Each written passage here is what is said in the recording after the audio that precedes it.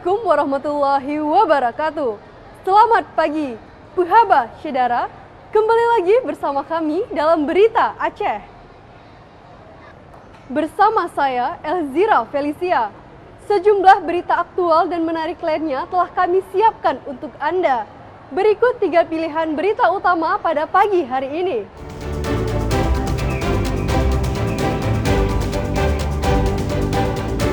Dua penumpang harus dievakuasi dari kapal pesiar yang sedang berlayar di perairan Selat Benggala, Kabupaten Aceh karena sakit.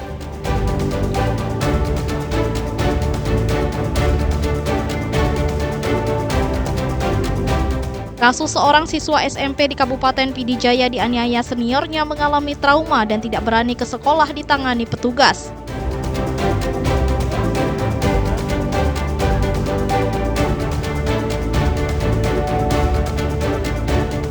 Seorang jemaah calon haji mengumpulkan gaji veteran selama belasan tahun untuk berangkat ke Tanah Suci.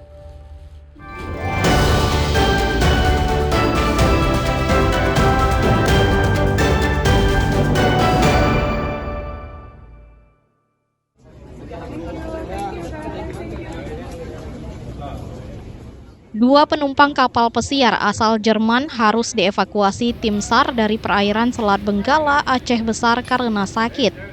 Kedua penumpang kapal asing itu harus dievakuasi akibat mengalami kondisi darurat medis saat dalam pelayaran menuju Afrika Sabtu sore. Kedua penumpang kapal mengalami gangguan kesehatan saat berada di atas kapal pesiar Manschief 6 yang tengah berlayar dari Port Klang, Malaysia menuju Afrika.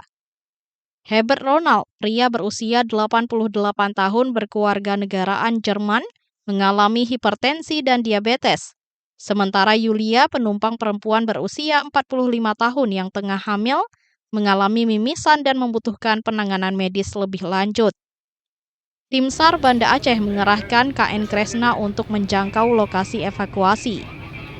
Setiba di lokasi, tim SAR berkoordinasi dengan pihak kapal dan melakukan pemeriksaan awal terhadap korban, dibantu oleh petugas dari Balai Karantina Kesehatan Kelas 1 Banda Aceh. Setelah dinyatakan bebas dari penyakit menular dan berbahaya, kedua penumpang tersebut dipindahkan ke kapal SAR untuk dirujuk ke rumah sakit. Di sini kita melaksanakan proses evakuasi terhadap 2 orang yang penumpang yang mengalami sakit, yaitu pertama adalah seorang laki-laki berusia 88 tahun mengalami diabetes, mulai diabetes dengan jadi posisinya lemas. Kemudian yang kedua wanita usia 45 tahun itu hamil dan 15 minggu dia mengalami mimisan. Proses evakuasi berjalan selama 2 jam. Kapal KN Kresna tiba di Pelabuhan Ulelu, Banda Aceh menurunkan kedua penumpang tersebut. Tak lama kemudian, kedua penumpang ini dipindahkan ke ambulans untuk ke Rumah Sakit Umum Zainal Abidin guna penanganan medis. Mufti Tamrin melaporkan dari Banda Aceh.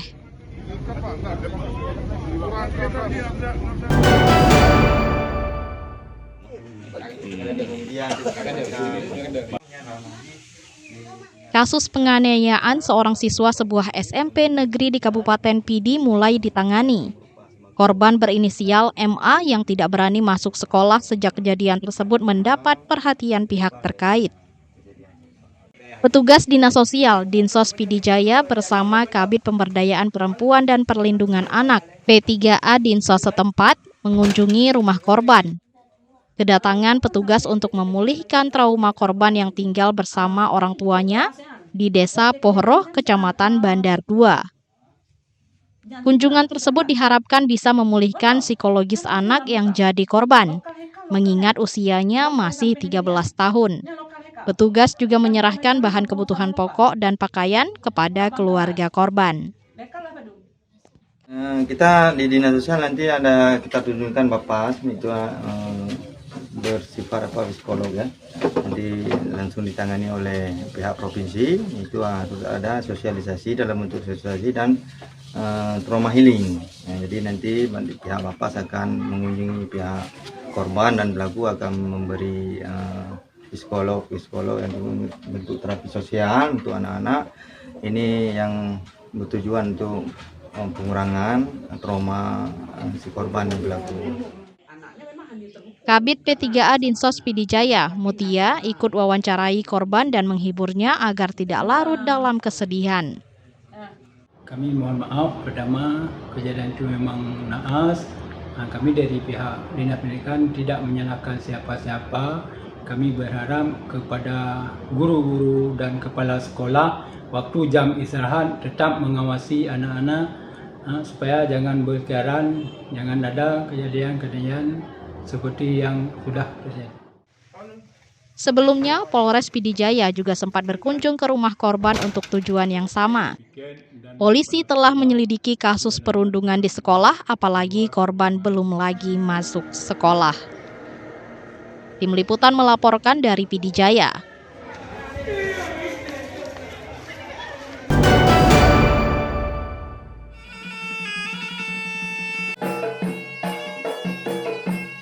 Ambisi Presiden Prabowo Subianto mewujudkan sekolah unggul transformasi terus dikebut.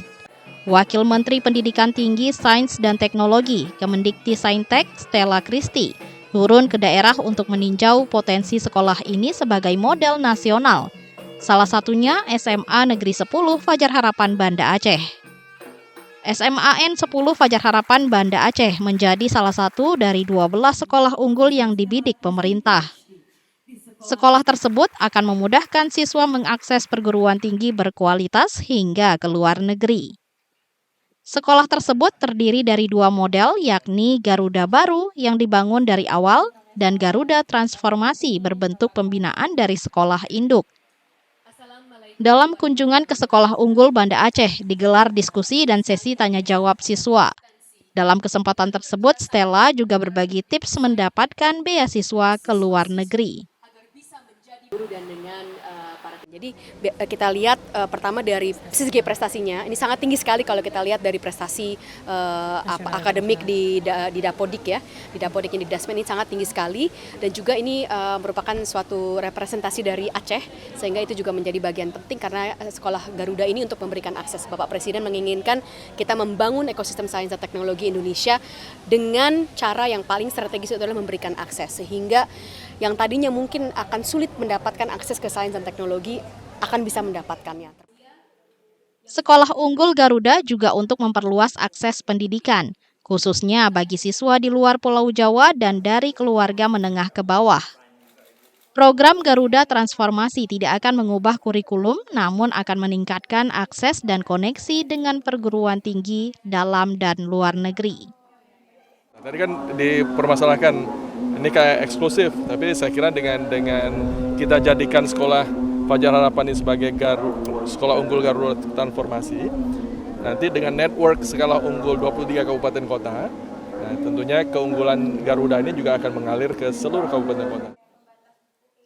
SMAN 10 Fajar Harapan dapat menjadi model bagi sekolah lain di Aceh dan memberikan dampak yang lebih luas dalam dunia pendidikan di Serambi Makkah.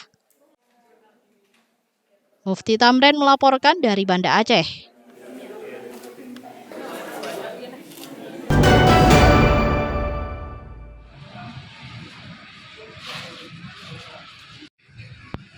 Persediaan darah untuk kebutuhan pasien di sejumlah rumah sakit kritis.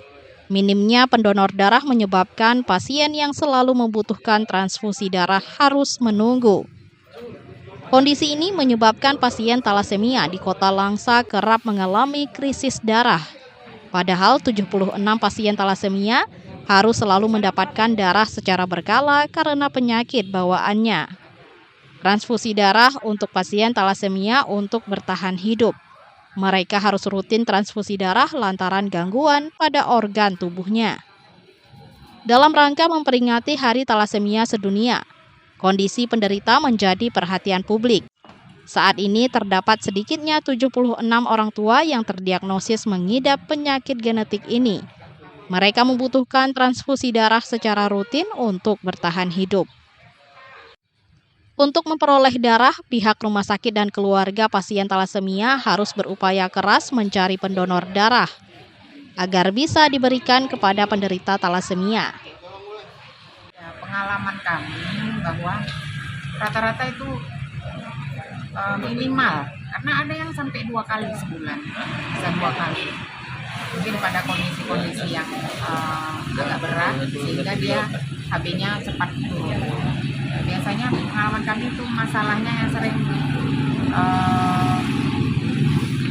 kekurangan darah. Stok darah tadi. Stok darah, ya.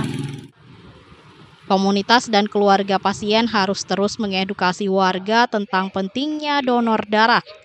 Mereka mengajak warga untuk lebih peduli untuk menyelamatkan pasien. Penderita thalassemia ini sebagai orang tuanya itu ya menginginkan segala aspek masyarakat ini lebih peka untuk kebutuhan darah si penderita ini yang dalam sebulan ada bisa sampai 2 kali, ada yang bahkan 3 kali dibutuhkan kayak gitu. Jadi dengan kita rutin mendonorkan darah kita itu ada untungnya atau ada manfaatnya bagi kita. Dalam rangka Hari Thalassemia Sedunia, diharapkan warga tergugah untuk membantu mereka yang berjuang melawan penyakit sepanjang hayatnya. Maimunzir melaporkan dari Langsa.